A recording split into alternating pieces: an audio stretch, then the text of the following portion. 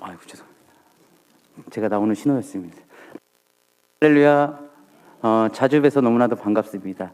우리 이 귀한 시간 가운데 하나님께서 말씀을 통해 귀한 은혜를 주실 줄 믿습니다. 여러분, 사랑에 대한 아름다운 명언들을 들어보신 적 있으십니까? 내가 하지 못한 사랑의 말들은 무엇이 있을까? 이 생각하면서 내용을 찾다 보니까 제가 거의 들어보지도 못했고 해보지도 못하는 이 닭살 돋는 멘트가 참으로 많았는데요. 그 한 가지가 무엇이었냐면, 아침이면 햇살이 비추듯이 너를 사랑해. 봄이 오면 이유 없이 꽃피듯이 이유 없이 널 사랑해. 이거 들어보신 적 있으십니까? 직접 들어보신 적 있으십니까? 없으시죠? 제가 한번 다 들려드리겠습니다. 봄이 오면 이유 없이 우리 권사님, 지사님을 사랑합니다. 아멘. 이제 한번 들으셨습니다. 이제.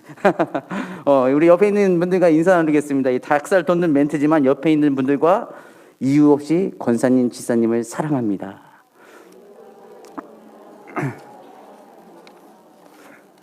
정말 이유 없으시죠? 네. 성경에서 사랑장이라 불리는 성경은 어디며 몇 장인지 아십니까? 우리 위 목사님께서 많이 해주셨었는데, 고린도전서 13장 맞습니다. 그 13장 4절에서 7절 말씀은 이렇게 나와 있습니다. 사랑은 오래 참고 사랑은 온유하며 시기하지 아니하며 사랑은 자랑하지 아니하며 하면서 이렇게 7절까지 나와 있는데요. 제가 여러분들에게 질문을 투척하겠습니다. 말씀드리는 10개 중에서 나는 몇 개에 해당하는지 세어보시기 바랍니다. 1번, 옆에서 지지고 볶아도 오래 참는다. 2번, 어떤 상황에서도 온유하다. 3번, 시기하지 않는다. 4번, 자랑하지 않는다. 5번, 교만하지 않는다. 6번, 무례히 행하지 않는다. 7번, 나의 유익만 구하지 않는다. 8번, 속내지 않는다. 9번, 악한 것을 생각하지 않는다. 10번, 불의를 기뻐하지 않는다. 자, 나는 5개 이상 된다. 한번 손들어 보시겠습니까? 5개도 안 될까요? 5개 되세요? 와, 나는 3개 이상 됩니다. 한번 손들어 보시겠습니까? 나는 7개 이상 된다. 자, 없으시죠? 우리 옆에 있는 분들과 인사 나누겠습니다. 내가 먼저 변화되겠습니다. 말씀 중에 이 사랑이지만 참으로 어려운 게 사랑이지 않습니까? 오늘 성경에서 사도 바울이 쓴 이 서간 문이 신약에서 한 13개 정도 있다고 학자들은 봅니다. 그런데 사도 바울이 쓴 편지 중에서 아주 유달리 독특한 편지가 무엇이냐면 오늘 함께 읽은 갈라디아서입니다. 당시에 갈라디아 이 교회는 거짓 선생들이 들어와서 이 기독교의 복음을 변질시키고 있었는데, 이것으로 인해 바울이 갈라디아 교인들에게 쓰는 편지를 보면 이 인사를 쓰자마자 강력한 표현으로 이 갈라디아 교인들을 권고하고 질책을 합니다. 그 질책하는 중에 한 내용은 무엇이냐? 다른 복음은 없다. 하늘에서 온 천사라도 내가 전한 복음 외에, 내가 너희에게 전한 복음 외에 다른 복음을 전하면 다 저주를 받을지어다. 이 십자가 복음 말고 다른 어떤 것을 자랑하는 것, 다른 어떤 것을 나의 공로로 삼는 것, 바울이 그토록 강력하게 책망했던 그 내용이 이 오늘 본문 말씀인 것인데, 우리 11절 말씀을 함께 읽어보도록 하겠습니다. 11절 시작. 여러분, 이 뜻을 아시겠습니까? 이 갈라디아서 오늘 본문 말씀 전까지는 이 대필이었다면 여기부터는 이제 본인이 직접 큰 글씨로 써 내려간다라는 것입니다. 어떤 내용입니까? 말씀을 보니까 육체를 자랑하지 마라. 육체의 모양 가지고 구원받고 육체의 모양 가지고 이 신앙생활하는 것이 아니다. 우리 신앙의 중심은 바로 예수 그리스도의 십자가다라는 내용을 이 큰 글씨로 쓰고 있는 것이죠. 우리 왜 육체를 자랑하지 말라고 권면하는 것일까? 이 생각하면 우리 12절, 13절 말씀을 함께 읽도록 하겠습니다. 시작.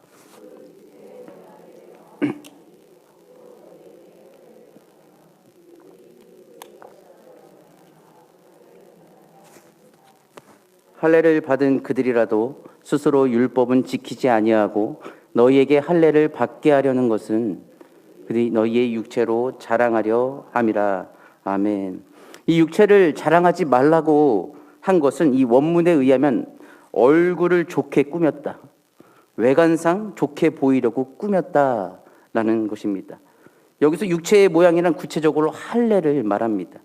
이것은 단지 할례만을 의미하는 것이 아니라 그들이 육체를 자랑하려 했다는 말에서 보듯이 할례를 통해 이 외면적인 거칠에만 신경을 쓰고 오로지 그리스도의 십자가로 인한 핍박을 피하기 위한 것이 바로 그들의 그 겉모양 꾸미기였다라는 것이죠. 그뿐 아니라 그들은 율법도 제대로 지키지 않았고 종교적 열심만 있었던 것이었습니다. 이를 보고 참을 수 없던 바울은 그들의 허상을 적나라하게 지적하고 이 교인들이 헛된 유혹에 빠지지 않도록 경고한 말씀입니다. 이처럼 우리의 행동이 때때로 이 나의 이기적인 욕망에 근거할 때가 있습니다. 육체의 자랑으로 치부될 때도 있습니다. 사람들의 눈을 의식한다거나 개인적인 이익을 위한 욕망에서 행해질 수도 있다는 것이죠. 예를 들면 이 남자에게 패션이다 하면 몇 가지 중 한 가지를 들자면 시계입니다. 이 네 개의 시계를 보여드릴 텐데요. 이 어느 것이 비싼지 한번 맞춰보십시오. 어느 것이 가장 비쌀까요? 1번, 2번, 3번, 4번이 있습니다. 네. 자, 선택하셨습니까? 선택하셨습니까? 아, 나는 모르겠다. 이런 분들 계십니까? 자, 제가 한번 해보겠습니다. 자, 1번이 가장 비싸다. 네, 몇 분 계시고요. 자, 이렇게 되지 마시고 이렇게만 좀 들어주세요. 자, 2번이 비싸다. 2번. 두 명 있습니다. 자, 3번이 비싸다. 오, 많습니다. 야, 자, 4번이 비싸다. 오, 4번도 많네요. 자, 3번 고르신 분이 계십니까? 3번 고르신 분 좀 있으시죠?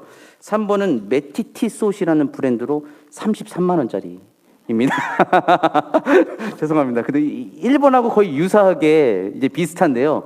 1번은 롤렉스의 서브마리너라고 해서 이 블루 다이얼 계열의 7천만 원대. 와. 근데 이 서브마리너 또 동일한 제품인데 4번. 이 4번이 2,500만 원대. 3번이 제일 싸죠. 그런데 2번은 얼마일까요? 혹시 들어보신 적 있으십니까? 파텍 필립이라고. 돈이 있는 사람도 제대로 못 사는 시계입니다. 예약이 제대로 되지 않습니다. 9억 7천만 원입니다. 9억 7천만 원이면 저걸 몇 개를 살 수 다른 싼 거를 몇 개를 살 수 있을까요? 자, 이 디자인은 근데 이쁩니까? 이 별로지 않습니까? 저는 이게 디자인 보면서 뭐 별거 없는데 저도 안 갔겠지만 진짜 주면 갔겠죠. 왜냐면 주면 팔면 되니까. 이 시계를 소개하는 유튜버가 이런 말을 하더라고요. 욕심이 끝이 없다. 새로운 디자인, 한정판이 나오면 예약하기도 힘든데 왜 그렇게까지 해야 합니까? 이렇게 물어보니까 결국 내 만족입니다.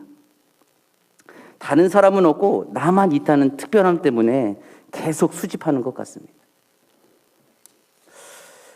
저는 이 내용을 들고 다시 한번 생각했습니다. 육체적으로는 둘려있는 자랑거리는 누구나 다 할 수 있다. 그러나 오늘 바울이 우리에게 주는 다른 특별함, 그 특별함을 채우는 것은 그 누구나 다 할 수 있는 것이 아니다. 그것이 무엇입니까? 우리 14절 말씀을 함께 읽어보도록 할까요? 14절 시작.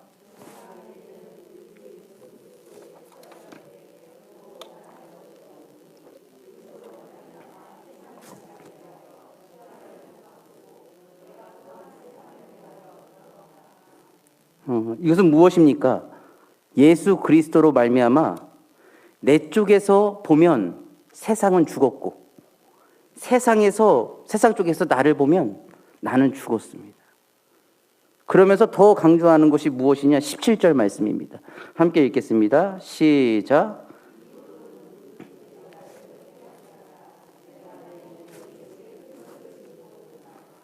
아멘. 세상 쪽에서 나를 보았을 때 이 사람은 죽었다. 아무것도 아니다. 별게 아니다. 라고 생각할지라도 그 상황 가운데 강하게 선포했던 이 바울의 고백이 십자가를 자랑하자. 그리고 예수의 흔적이 나에게 있다.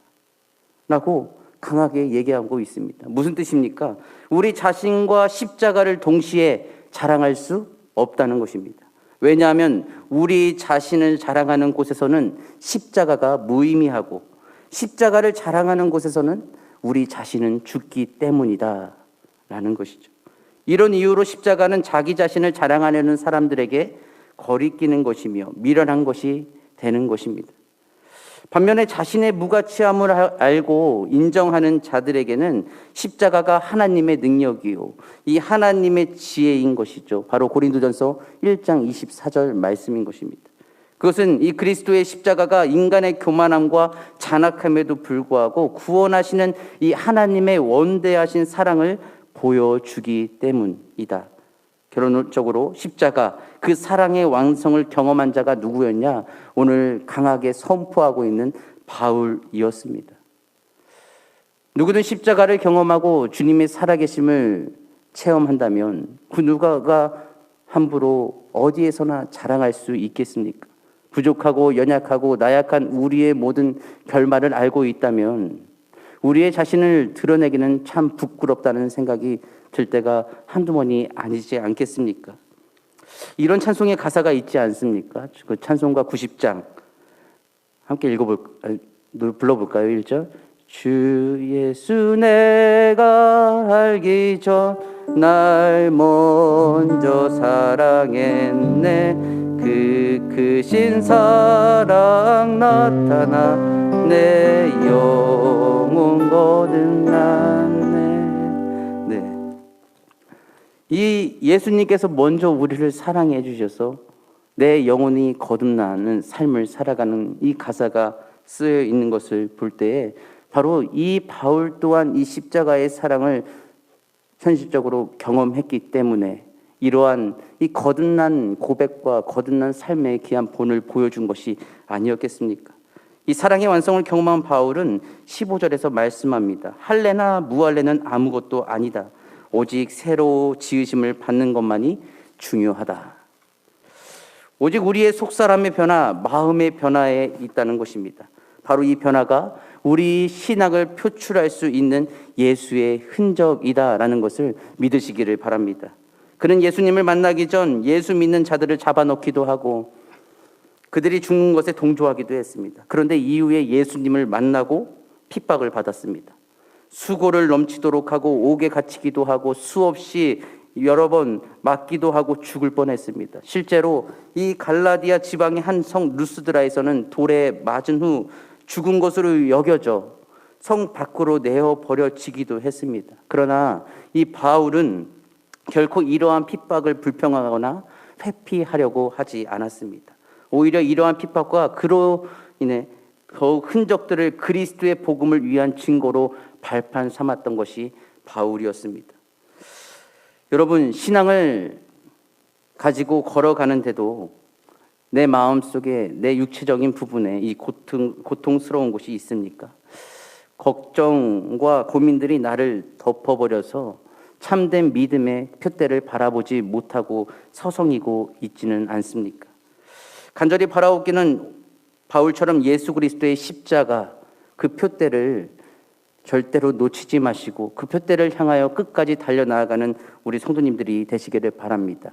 예수의 흔적을 지니고 십자가를 자랑하면 우리가 지닌 예수의 흔적을 통해 반드시 사람의 변화를 일으키시며 또한 하나님의 때에 우리 가정과 주변 환경 속에서 우리를 사용하신다는 것을 믿으시기를 바랍니다. 사랑하는 여인에게 청혼을 하러 가는 한 청년이 있었습니다. 들뜬 마음을 주체할 수 없어 여인의 집 근처에 다다르자 청년은 뛰기 시작했습니다. 그런데 정작 도착한 여인의 집 문은 굳게 닫혀 있었습니다. 어제만 해도 기쁜 얼굴로 약속을 잡았던 터라 외출했을 리가 없다고 생각한 이 청년은 이 한참을 서성이며 계속해서 문도 두드렸지만 이 집안에서는 아무런 기척이 없었다고 합니다. 그날부터 통 연락이 되지 않다가 일주일이 지난 후에 한 심부름꾼이 찾아와 이 여인이 쓴 편지를 건네줬습니다. 그 편지의 내용은 이랬습니다. 당신이 우리 집에 오던 날 나도 창문을 보며 당신을 기다리고 있었습니다. 그런데 우리 집으로 달려오던 당신이 연약한 할머니를 밀치고 오는 것을 봤습니다. 누추한 행색의 할머니는 아무 말도 못하고 쓰러져 있었는데 당신은 눈길 한 번 안 주더군요. 연약한 할머니도 배려하지 못하는 사람의 사랑이 진심이라고 어찌 믿을 수 있겠습니까? 우리는 그만 만나는 것이 좋겠습니다. 이 이야기의 남자는 영국의 수필가, 세계적인 수필가 찰스 램이었습니다. 이 찰스는 훗날 이 일을 통해 실수로 사랑을 잃었지만 한 가지 얻은 것이 있다. 성품의 소중함을 배웠다라고 말합니다. 이를 근거로 볼 때 하나님을 사랑한다고 고백하면서 이웃을 사랑하지 않는, 또한 속이는 사람이 되지 말고 더욱 예수님께서 사랑을 완성하신 것처럼 배려와 섬김으로 이 사랑을 나타낼 수 있는 우리가 되어야 하지 않겠습니까? 우리 시간 함께 고백해 볼까요? 예수의 흔적이 나에게 있다. 십자가를 자랑하자. 자랑할 준비가 되셨습니까? 우리도 바울처럼 예수의 흔적을 지닌 자로서 자기 자신을 자랑하지 않고 내 삶에 있는 자랑거리는 오직 예수 그리스도임을 고백하며 예수님께서 보여주신 이 사랑을 완성시켜 나아가는 우리 모든 성도님들 되시기를 주님의 이름으로 축원합니다. 함께 기도하시겠습니다. 사랑의 하나님, 십자가를 통해 사랑을 완성시켜 나아가셨던 것처럼 하나님, 우리 또한 이 땅 가운데 살아가는 주의 자녀들로서 주님의 말씀을 따라 더욱 진정한 사랑을 완성시켜 나아가는 통로가 되게 하여 주시옵소서. 부족하고 연약하나 하나님의 말씀에는 힘이 있고 능력이 있음을 믿습니다. 아버지, 말씀을 통해 우리를 변화시켜 주시고 말씀을 통해 우리의 삶이 주님 안에서 보시기에 합당한 삶을 살아가도록 인도하여